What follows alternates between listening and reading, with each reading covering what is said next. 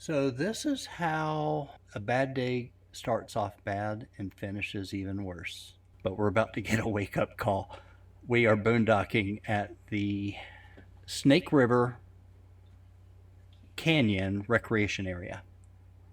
And we get a knock, our very first knock in almost 3 years.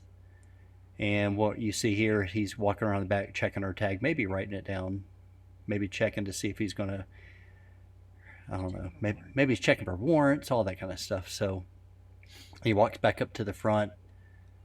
There's no front tag displayed, but at this point he's about to walk up and knock on the door. That's not captured on video, but what he does now is he walks up to there's a couple of campers out in front of us that all of us got there last night, and we were only, well, for us at least, we were only staying one night. I won't say he was super nice, but it was 7 in the morning. He was stern, just letting us know that overnight parking or overnight camping is not permitted here. Now, mind you, there are no signs anywhere telling us that. Now, there are signs saying that you can't shoot guns south of the highway, but we found a lot of shotgun shells. So, yeah, so we should have just stayed in bed, or, well, we couldn't because we got the knock on the door. So here's what's next. So, after a day of fun, we got stuck at a boondocking spot heading up to Stanley, Idaho.